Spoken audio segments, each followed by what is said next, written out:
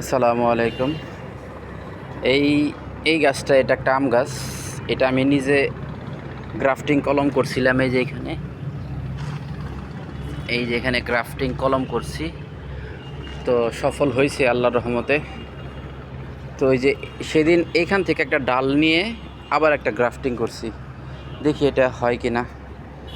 তবে এই গাছটা খুব ভালো মানের একটা আম, অনেক মিষ্টি এবং একেবারে মানে কেনা আমের মতো।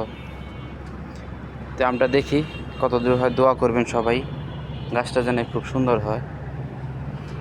এই হলো শরীফা গাছ। এটার একটাই সমস্যা, ফুল আসে প্রচুর, কিন্তু এই পর্যন্ত একটা ফল আসে নাই।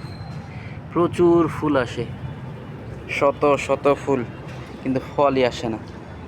তো এটার মধ্যে কি কি করলে ফল আসতে পারে সবাই একটু পরামর্শ দিবেন। গাছটা আগা কিছু ডাল মরে গেছে, তো সবাই পরামর্শ দিবেন এটা কি করলে ফল আসতে পারে, কি কি সার দেওয়া যায়, কি দেওয়া যায় একটু জানাবেন সবাইকে। ধন্যবাদ সবাইকে। আসসালামু আলাইকুম।